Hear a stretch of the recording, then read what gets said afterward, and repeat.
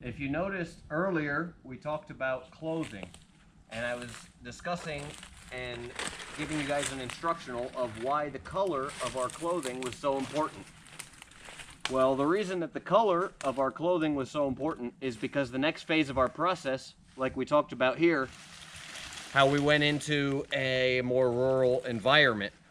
Now, as you can see, this shirt that I bought, it was like $6.99 or something like that. I wasn't too worried about getting some dirt on it, and the fact that this shirt blended so well for, not really blended, but it gave the perception that I wanted to give in our other gray man theory environment. Now we're going to talk about rural stealth versus urban gray man. Now, when it comes to urban environment, there's a gray man theory, and that's people's perceptions of you. And then when it comes to rural stealth, gray man in a rural environment becomes stealth, and clothing needs to be synonymous with camouflage. Okay, so you get into a completely different environment, and you have your clothing is your first line of shelter and your first line of camouflage. You have things to contend with like animals and gnats and mosquitoes and things of that nature, and rubbing a little mud on yourself can break up light colors. And that's one reason why this desert tan or khaki, even just normal khaki, could be so effective, because you can just rub a little mud or dirt and all of a sudden then you have your breakup. Okay, and the breakup is what kind of takes the human eye and makes the human eye basically not able to notice form, and it's that breakup. And then if you go one step further, just to put, I could take this and just, stick this as a sort of an ascot here, where now that's more of a breakup, certain things like that. And you can have a hat that you keep a hat in your bug out bag that's what you call a jungle hat or a bush hat that has stuff where you can stick stuff in there as well. And you want to break up your outline, and you want to break up those solid color patterns, and that's your camouflage. And then your line of shelter, your first line of shelter, would be having the right layering system or having the right clothing for the environment. So yeah, if you've got your boonie hat and you got your stuff stuck in there, you break up your outline, get some mud and put it on those light colors. That's why we try to go with a little bit of a lighter natural color, so you can have that breakup, so you can go from the urban environment and looking completely how you want to in the urban, and then actually turn it into camouflage. Then one further step, using natural things around you, like we talked about with the mud and being able to rub that on your clothing. You could do the same thing. There's certain kinds of mud that the natives used to use in this area of South Florida, where they would take a certain kind of mud and rub it all over all of their exposed skin, and it would keep the bugs off, because there's a lot of issues with insects and things of that nature. And some people are like, well, is that unhealthy to have it? There's actually a lot of spas that even use certain kinds of mud for the skin, so it's not unhealthy at all, and it's not a. And what it will do is it'll protect you from all of the insects in the area. There's certain kinds of mud you can use, and certain kinds of leaves that you can burn, and all kinds of stuff like that to keep in mind. So if you ever feel the need to change your environment for safety reasons of any kind, it's always good to have a bug out bag that has just the bare minimum essentials of what you'll be needing. So it can start in here.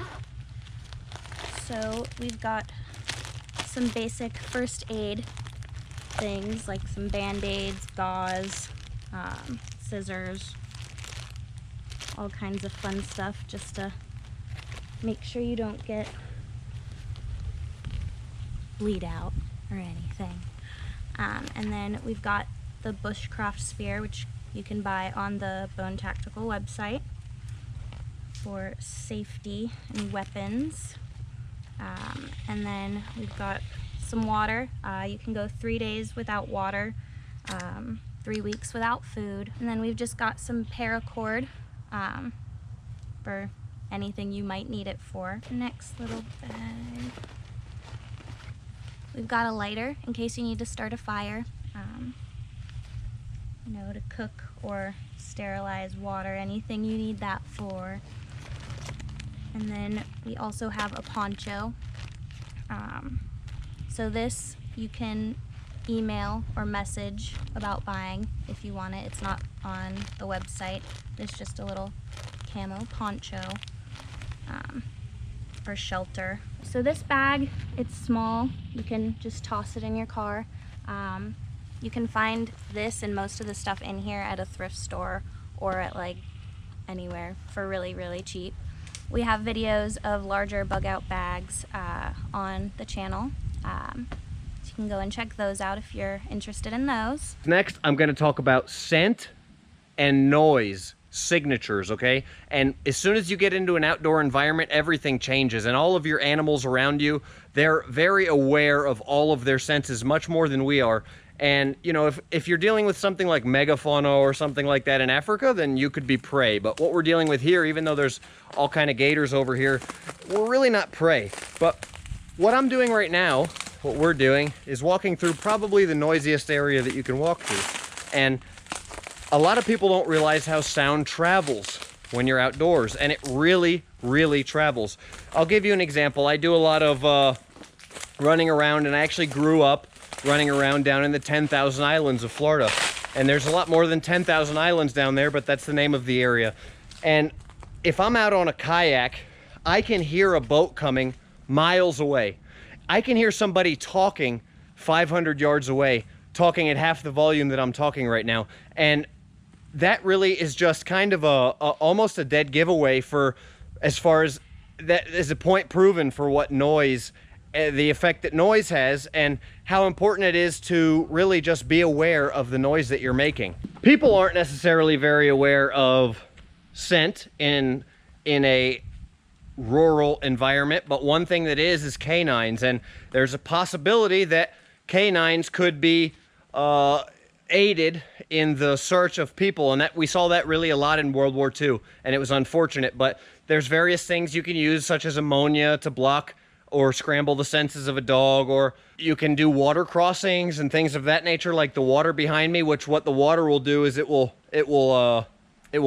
move the scent. So you could enter a fast-moving river, you could move downstream, and then you could scramble your scent that way. But there's a lot of different things involved with scent. I'm not going to get 100% into it right now because it just gets boring, and I could do a whole video on it. But do some research and be aware of the scent factor, okay?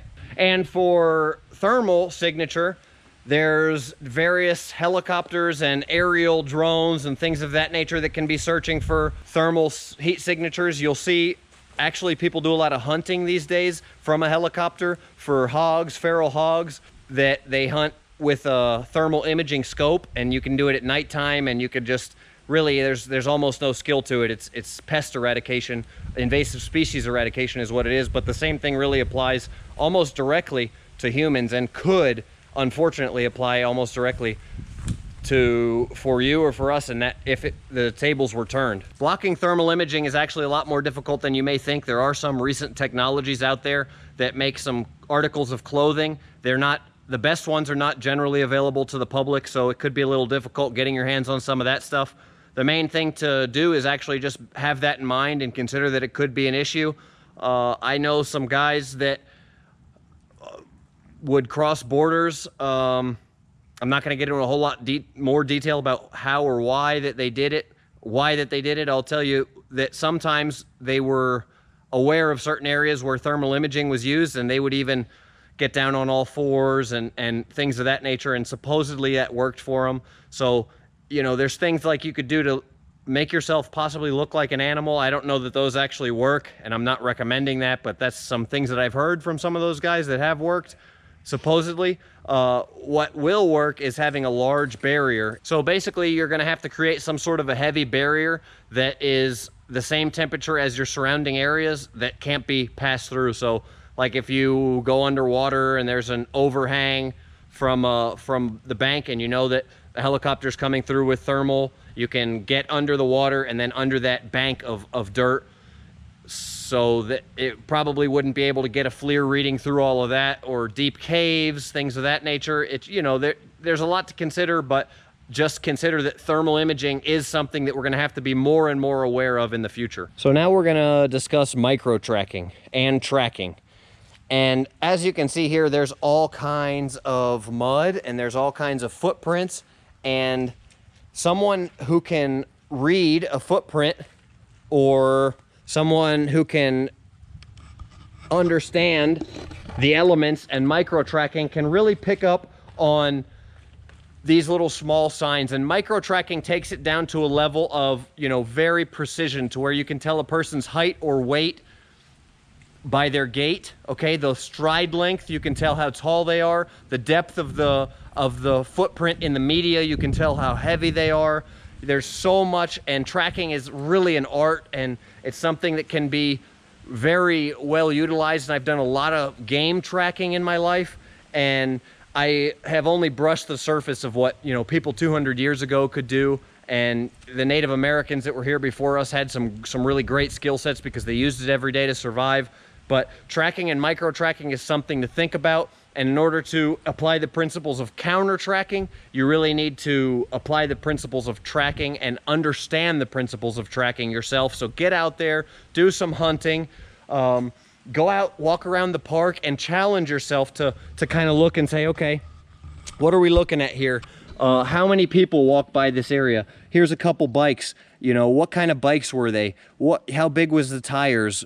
What can I tell from these tracks? You know, how old are these tracks? This track here, okay, this might not have been today. This one here was. This track is a person that was maybe 120 pounds. This track here is a person that was maybe 180 pounds. You know, if you can try and just judge those things, maybe when you catch up with somebody on the trail and you're hiking, after you saw, you know, this person's got athletic shoes on. I think it might be this kind of an athletic shoe. This person, you know, I've got athletic shoes on. She's got boots on. You can tell from the heel and the instep and the different the pattern that the shoe makes. So when you catch up with that person on the trail and you're hiking and you look at that person, you say, oh yeah, okay, I was right.